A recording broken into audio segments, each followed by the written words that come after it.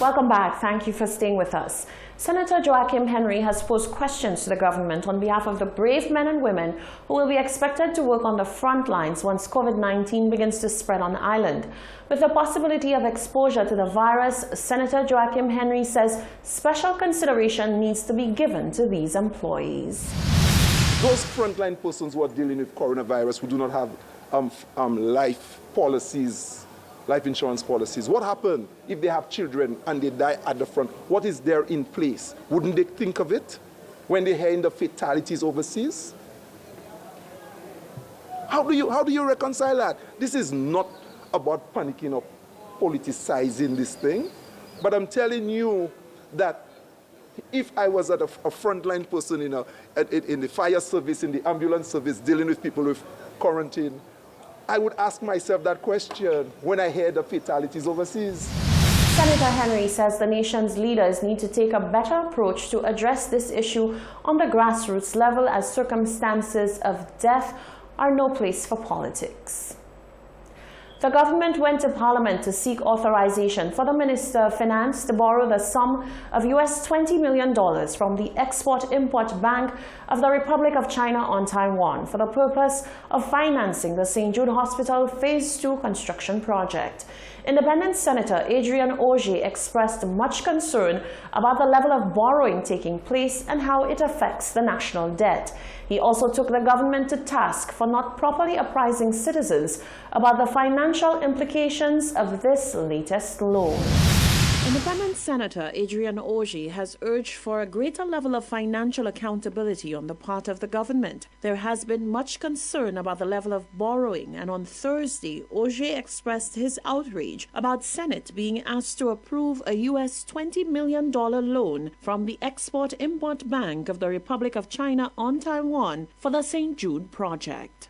It is as if we have been engaged in a 10-year scandal between the government and the opposition, changing roles from time to time with no visible advancement. And I do not believe it is prudent at this time for us to enter into yet another financial obligation without having mapped out, using global best practice, using industry standards for a hospital facility, for a healthcare facility that A, fits into some expressed healthcare policy, looking forward for at least the 20 years that we're going to be paying for this. Auger, who is an economist, outlined that interest on the loan will amount to some $17 million. It amounts to almost 70 million EC dollars in financial obligation for St. Lucia's taxpayers. Auger says neither the Senate nor the country is being given enough information on how the government is managing the national debt and what its level of borrowing means for the country's financial future. The current global economic circumstances is so fragile that a sudden change in our fortunes is going to seriously limit our ability to service our debt. If we have to close down this country for coronavirus, government revenue is going to shrink substantially, and it is going to place all of our sovereign debt in jeopardy. We have to be made more responsible than that. And we cannot walk into the house and say, honey, sign that, we're going and borrow some money. Auger was adamant that it is incumbent on the government and the entire parliament to do better, given that the country has to bear this debt for the next 20 years. This is a public forum convened in the name of the people of St. Lucia, and therefore there should be at least something that says 10% goes here, 15% goes there, whatever, and this is what we are planning to do with the money. The people of St. Lucia deserve that, Madam President. The Senate of St. Lucia deserves that. These children who are sitting here deserve that. And we should not sell them short.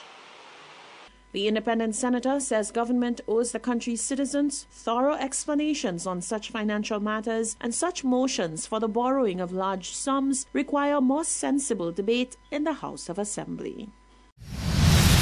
Meanwhile, Minister for Health Mary Isaac has issued her full support for government to increase its financial investment in St. Jude by borrowing the sum from the Republic of China on Taiwan. Minister Isaac, citing various reports on the ongoing project, responded to claims that this move by the government will drag the nation further into debt. Jacques Wooding reports. On the 12th of March 2020, Minister for Health, Senator Mary Isaac, addressed Senate on recent developments in the St. Jude redevelopment project. Amongst several ongoing financial considerations, she highlighted the need for greater financial investment in order to ensure continued work on site following the commencement of Phase 2.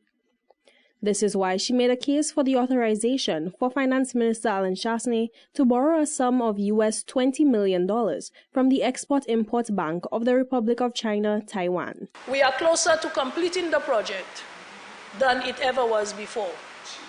We have already established that this is a project that is badly needed. We have to construct a hospital in the south.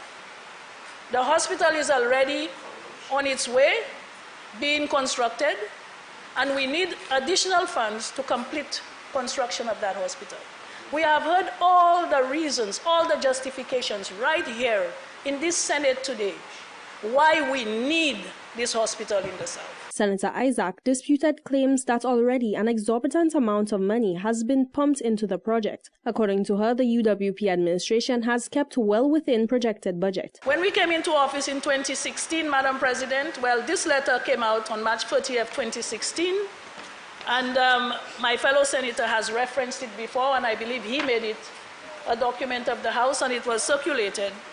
This document, Madam President, is saying the project cost, that is March 30th, 2016, is $178.7 million. So if 98 million had been spent, and we are now requesting 54 million EC, and according to Senator Ogier, he's saying that plus interest is going to come up to close to 70 million. We are still within that very budget that they were talking about right here. Isaac urged the other senators to capitalize on factual documentation which she has made available to the House. For Hot 7 News, I am Jacques Wooding. Customs Inspector 2 John Daniel is applauding his fellow customs officers for staying true to their mandate of keeping the borders of the country safe with integrity and focus. That is after a senior law enforcement official confirmed St. Lucia Customs officers discovered several handguns and at least 2 rifles in a barrel during a routine check on Friday the 6th of March. Lionel encourages officers to continue doing great work and calls for a multifaceted approach among law enforcement officers to address the issue of illegal firearms. Genevieve Gonzague tells us more in this report. St. Lucia Customs officers discovered several handguns and at least 2 rifles in a barrel during a routine check Friday 6th, according to a senior law enforcement official. Information received stated that the rifles and handguns were broken down into parts and hidden among grocery items along with the ammunition. Speaking to Hot 7 reporters on Thursday, Customs Inspector 2 John Daniel applauded his colleagues on a job well done and encouraged them to continue the fight against the illegal gun trade. It came out on the news that Customs confiscated a relatively large number of guns and ammunition in a barrel, a consignment of grocery items. And I must say I want to really commend the officers highly for this work of ingenuity in that discovery. And I'm happy that guns and ammunition are less on the streets, that's lives that have been saved. And I want to implore them to continue, because keeping focus in the midst of all the risks, the challenges, and the negatives around, keep focus. Daniel is calling for law enforcement officers, custom officers, and the judiciary to work together to continue ridding the streets of such ills. I mean, you're fighting against illegal arms coming to the country. It must be a multifaceted approach. Law enforcement, customs, police step up the searches, and then also the judiciary, by the fines they place, the high fines, is also a deterrent. So it works arm in arm. It's a multifaceted approach. Daniel believes that the case where the man was charged $400,000 for an illegal firearm has been a benchmark case for other people who are caught in possession of illegal firearms and ammunition. Reporting for Hot 7 News, I am Genevieve Gonzague.